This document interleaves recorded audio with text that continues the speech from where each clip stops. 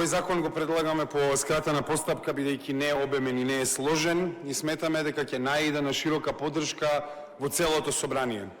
Првично затоа што мислиме дека одговара на вредносните компоненти на двата кампуса, политички, левиот и десниот. Од една страна имаме вредноста за социјалните права и улогата на државата во продлабочувањето и штитењето на социјалните права. Од другата страна имаме концепцијата на конзервативната концепција за семејни вредности, а сите нас не обединува една голема национална потреба за донесување на ваков закон кој ќе биде од корист за целата држава. Аргументите кои можеби ќе ги добиеме од десницата ќе бидат за економските импликации врз бизнисот од овој закон, но и тие ќе ги адресираме. Сметаме дека овој закон треба да се донесе затоа што, повторно ќе кажам, ова сите не обединува и се однесува на уставното начало за социјална држава каква што Македонија и е. Со измените во Законот за работни односи, левица предлага нам многу битна работа, особено затоа што таа претходи на нас. Во 2016 имало граѓанска иницијатива за вакви законски измени, па во 2017 пратеничката група на ВМРО-ДПМН предложила вакви законски измени кои тогаш не добиле поддршка од тогашното мнозинство, и затоа сметаме дека денеска ние ќе добиеме поддршка од владачкото мнозинство, а измените се однесуваат... Само ако може малку ме деконцентрира. Ве молам да се слушаме пратеникот, да го дослушаме. Со измените во Законот за работни односи предвидуваме продолжување на породилното мајчинско отсуство од сегашните 9 месеци на 18 месеци, без разлика дали станува збор за едно или повеќе новороденчиња или пак за посвојување на дете до полнење на 18 месеци возраст на детето. Како што напоменав, оваа граѓанска иницијатива веќе била доставена во собранието, била еднаш предложена од тогашната опозиција и сега ние ја предлагаме во слична форма. Ова е нужно да се донесе сега, а потоа и да се отворат други дополнителни прашања кои се поврзуваат со мајчинското породилно отсуство, кои ние овде ќе треба да ги адресираме. Првично, откако ќе го освоиме ова, треба да се адресираат работите, дека не смее да биде услов за породилно мајчинско отсуство непрекинат работен однос од 6 месеци. Тоа треба да се адресира.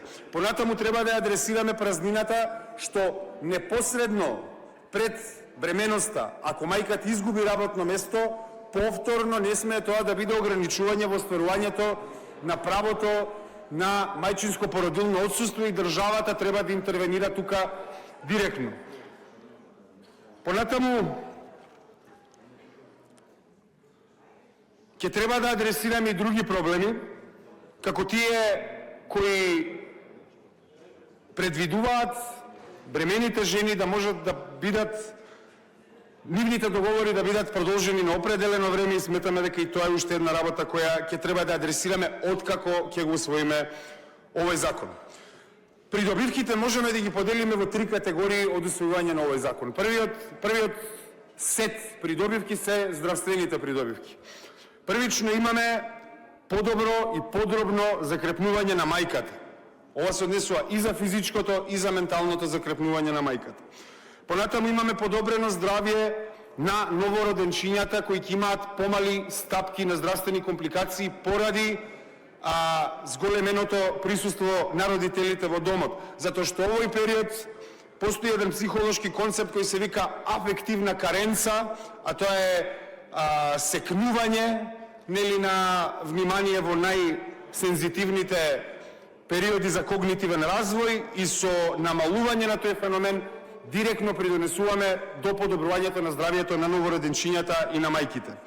Во директна корелација на зголемувањето на породилното отсуство е стапката за смртност на новороденчиња. Ова го покажуваат анализи од многу држави. Исто така, во директна корелација со зголемувањето на мајчинското породилно отсуство е намалувањето на бројот на хоспитализирани новороденчиња. А здрави бебиња нормално значи и помалце здравствени трошоци за родителите. Понатаму имаме намалување на стапките за постпартумска депресија, заради намалениот стрес од предвремено враќање на работа и така натаму. Потоа имаме намалување во стапките на постпартумски здравствени компликации кај мајката кои може да се јават поради физичкиот стрес кој го претрпуваат родилките. Имаме корелација со поголеми стапки на подолг период на доење, што позитивно влијае на здравието на бебето. Имаме подобрен циклус на спиење за мајките и за децата. И клучно од се, ова влијае позитивно на когнитивниот развој на децата. Понатаму имаме економски придобивки. Сметаме дека со ова ќе се зголеми работничката продуктивност, затоа што мајките кога ќе се вратат на работните места ќе бидат поангажирани и попродуктивни, затоа што се враќаат после еден период каде што тоа може да има негативен ефект. Понатаму имаме поголема финансиска стабилност на семејствата. Ова им остава простор да се прилагодат на новите финансиски товари кои ги имаат како нови родители. Понатаму имаме поголема куповна моќ за самите семејства кои ќе се прилагодат на финансиските импликации на родителство или на повторно родителство. Имаме зголемување на долгорочната финансиска моќ на жените поради помали прекини во кариерата и социјално обезбедување на нивните работнички права. Ќе стимулираме и економските елементи во нашата економија да негуваат внатрешна политика која ќе биде во насока на овозможување на креирање на семејства, а не антисемејна политика во приватните субјекти. Најпосле имаме и општествени придобивки.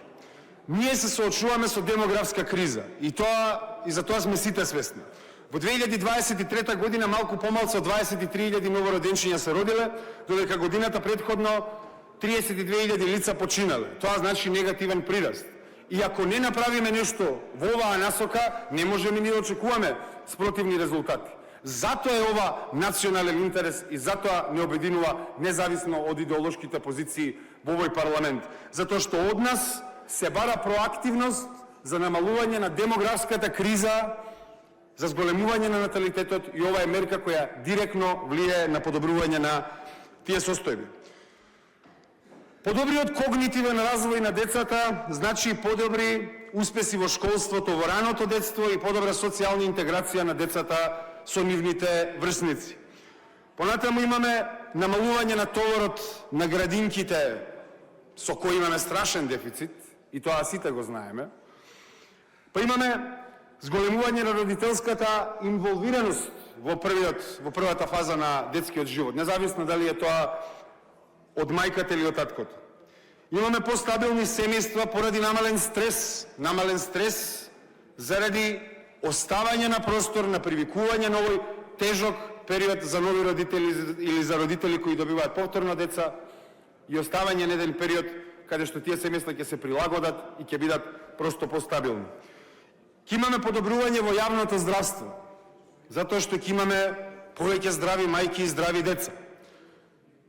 И на крај ќе имаме и подобрување во националната продуктивност, затоа што секогаш кога ги тераме работниците предвремено да се враќаат после било какви здравствени компликации, потвати, што и да е, имаме намалена продуктивност и штета на физичкото и менталното здравје на нашите работници. Затоа токму со овие мерки се зголемува и продуктивноста на нашата економија. Научните докази за важноста на првите месеци од животот се јасни, истражувањата ги покажуваат сите овие работи, дури не е ни оставено на дебата, би рекол, за здравствените и когнитивните импликации и за детето, и за мајката, и за семејството.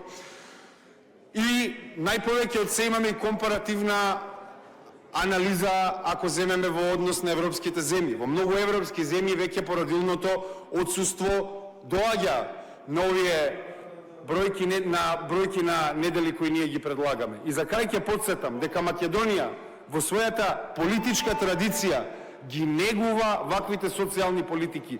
Ние постепено во минатите 3 децени се откажуваме од овие социјални политики кои се карактеристични за нашата држава. Ви благодарам.